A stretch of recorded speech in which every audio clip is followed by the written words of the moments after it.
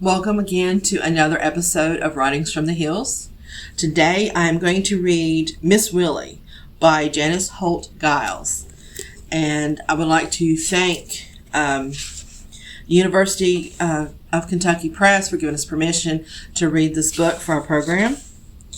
And Miss Janice Holt Giles, we have actually read a book by her and her husband back in 2020. This book was actually published in 1971.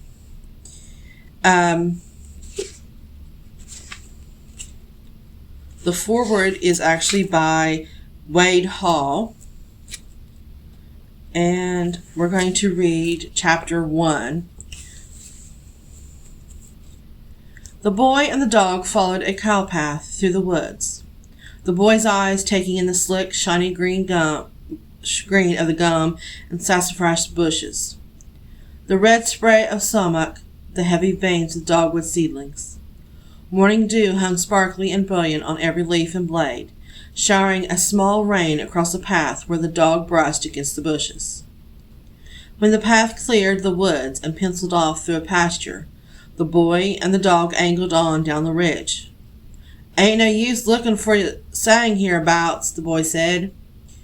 Wait till we get down in the holler." The north face of the ridge swelled gently, easily shouldering itself towards the deep ravine which gashed it midway. Suddenly the easy slope sheared off sharply and plunged downward. Steep and abrupt, it fell straight down into the hollow, its sides patched with thick rugs of moss under the trees.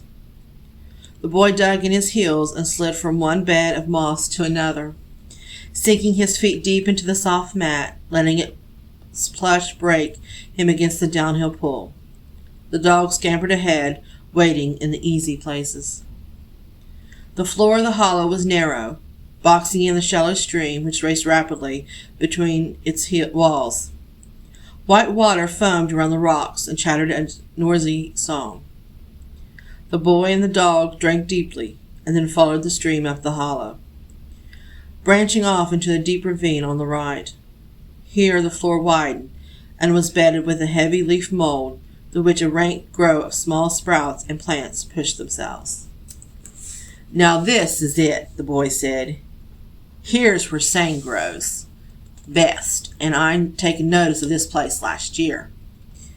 Across the log, a bed of ginseng lay dark and green, slender stems spiked proudly upward, pronging at the top to bear the soft ivy-green leaves. "All of 'em 3 prongs," the boy exulted. "No, there's not one of 'em's a 4-pronged.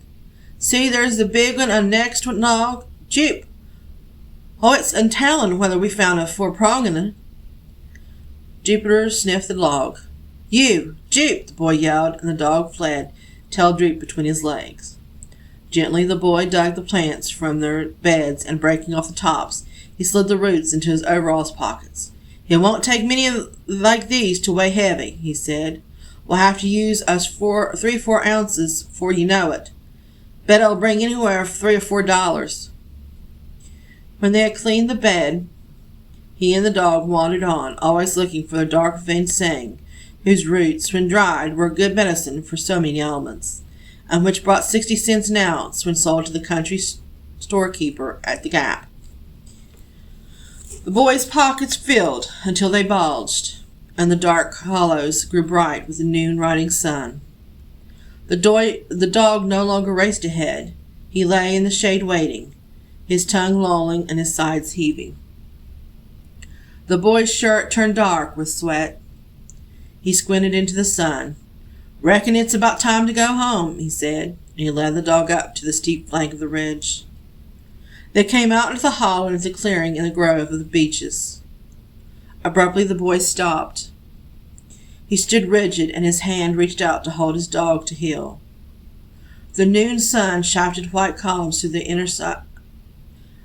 interstices of the trees, turning the boy and dog into tawny golden statues. The boy lifted his head, turned it a little to one side, and listened. An April thrush up near the sun was pouring out its song, and the notes fell fountain-like down through the trees. Note by liquid note descended, pure, clear, and sweet. The song rose rapturously, mounting lyrically, ecstatically, flung sunward in joyous abandon.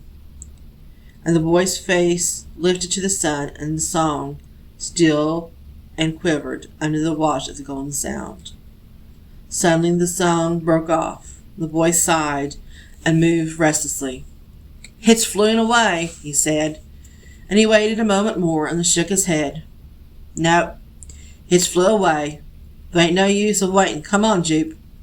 They moved on, dwarfed by the giant overshadowing of the trees. The boy whistled a few notes and then stopped.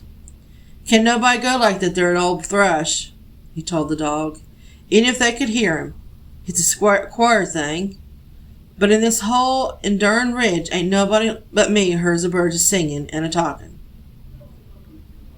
He appeared leastways by another'n, but they ain't ever another soul ever named." His bare toe kicked idly at the fallen log lying across the way, and a small, scared rabbit ran for the thicket. The dog yelped sharply and bounded after the rabbit. "Get him, Jupe!" yelled the boy, taking after the dog. "Get him!"